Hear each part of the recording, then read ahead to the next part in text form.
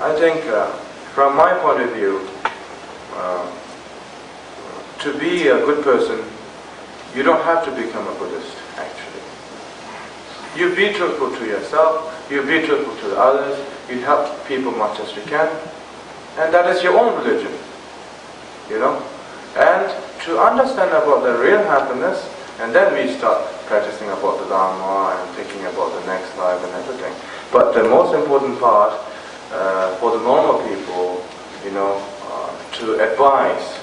is to be happy in who they are and to be happy with their family and love the family which they have. It's really, really important. Because when there's no love in your family, and everything doesn't work. You know, when there's a love in your family, everything, even there's some very difficult problem from outside, you can still face it. So the most important part is to share the love in your family much as you can. You know, there can be a different view, because you can share your love to your family without attachment, without desire, with a pure compassion, with a deep understanding. You know, you can share like that, thinking of them as a sentient being. Or you can do the negative part, you know, on the other side, opposite side. You can share the love with not without compassion, with a full of desire, with a full of ego, with a full of attachment. And that doesn't give you any happiness, because you're not thinking your family as a part of a sentient being as a family. So the most important part is to love your family and be with the family and share the deep understanding and love and care. That is really, really important. Because sometimes we call ourselves as a Buddhism, sometimes we push too much to the people, you know. Because sometimes we push too much, you know, like whoever comes and we say like, you shouldn't get married, you shouldn't do this, you shouldn't do that, you know, and you don't care whether they are ready or not to understand that kind of level. The most important part, even about the Dharma, even about the teaching, it depends on the people how they can understand the way you said to them, the way you explain to them. So sometimes just to give advice of the normal life is quite important. And then, of course, for some people, they can't do very serious practice. They don't want to be in the samsara. They like Buddhism. They have devotion to the Buddha Dharma Sangha. And then when they ask you some kind of question, I think you should answer like this. You know, let's say, you know, just do the daily practice in the morning, daily practice in the lunchtime, daily practice in the night, in the evening, and be compassionate. Think of all the sentient beings as your family. So just be like that and be happy. Just do your work. Just work for a living, not to being famous or to get rich. Because to get rich is part of a suffering, I believe. So to maintain your life and to do the work is really, really important. You share that kind of things to them, and they can understand really the meaning of Dharma. And for some people, with a great karma connection, you know, they want to be a monk, they want to be a nun, and they can do the practice, they can really understand the meaning of the Dharma. So in this world, there's three different kind of practitioner. You know, one who can understand your advice as a normal. You know, one, he wants to be a practitioner, but he don't want to live the samsara. You know, he likes life, the way of life, he likes the way of practice in the Dharma. And the one, the highest part, is like to being a monk and to being a nun, just leave the samsara, stop the connection right away, everything, and being a great, great practitioner. So there's three different kind of practitioner in nowadays. So we have to be careful when we share anything. You know, when people came to us, when they come to us, and then like we have to be careful the way we have to give advice, and we have to understand of their level of their own view. So I think that is really, really important to know and to tell you, because as today I'm not giving you a teaching, as I told you, I'm sharing with you, and I want to share how I do, how I manage with the people, and it really helps them. Because once you push too much, and they don't like Dharma, they don't like Buddhism too much, if I tell you the truth. It happens. because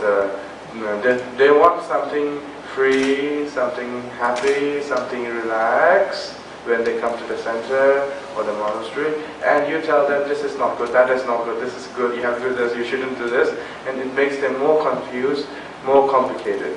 So sometimes we just have to show the care, stop talking about the practice, you have to show the care as a person and love as a person. I think that is really, really important part. 是我们的根本上是有这个虔诚心啊。那我们对这个快乐的了解呢，人们就说他自己的观点就是说我们要做一个好人啊，保持一个善心，然后呢，尽自己的能力呢，尽量的去帮人。那当然，我们就是佛教里面有提到的说我们有这个下一生，但是呢，也不是说我们平常都是以这种方式的来去，好像说都是在未来的反正我们眼前的事情就没有办法照顾好了。平常我们都是有家庭，就是我们有自己的家人，有自己的这个亲朋好友。那我们首先呢，就是要能够做一个快乐的人有个快乐的家庭就是说。如果说我们在这个家庭里面没有这个爱与关怀的话呢，那这个家庭就不会是一个和乐的。那我们如果说有这个很强的这样的一个了解、关怀跟爱的话，那不管外面发生什么事情，我们都还是可以面对的。所以我们尽量的去这个就是说关爱我们的家人，但是需要呢是没有一种贪着、没有欲望的所以那这个呢，如果我们要了解到这个更深的一层面要能够做到这一点，那我们就要了解的更深的一层面。那甚至呢，我们从这个佛法上面的道理知道说，所有的我们对这个我们这种爱跟关怀是可以分享给所有的众生的就是说我们呢在这个在生活里面呢，我们可以延伸，就是说我们把这种爱与关怀呢分享给所有的众生，等于对所有众生都有这样的一个慈悲心。那当然了，有可能我们呢，因为不了解这些道理的时候呢，我们也可能走另外一条路呢，就是说继续保持这种贪着啦、这种欲望啦只是对自己家人就是这种自私的心呢，去对就是说去爱护我们的家人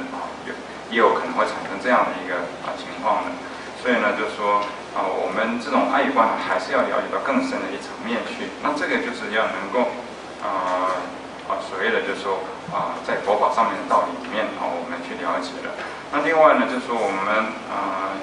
就是说我们都是佛教徒，有时候呢我们会跟别人这个分享佛法也好，或者是教学啦，或者甚至去讲道理啦。这时候呢，我们要去观察这个对象他理解的一个程度也好，他们对佛法上面的这个了解了，然后他们呢对这个生活也好，这种种他们的这个我们说根器也好，或者说他们的喜好他们的了解的程度，必须要这样子有一般的人呢，如果我们讲这个太多佛法这种太深奥了或者很严肃的道理，他反而不能接受了。那当然也有些人呢，他能够去接受这种比较严肃的，他们知道什么是轮回，然后他们对佛法有信心那这样的话，当然我们呢也需要让他们呢，除了说了解以外呢，他们甚至可以去去实修的可以去做修持。早上有早上的课，这个早课中午是晚上一天三个时段都能够来做这个修持的那当然我们去就是说有这个慈悲心，然后像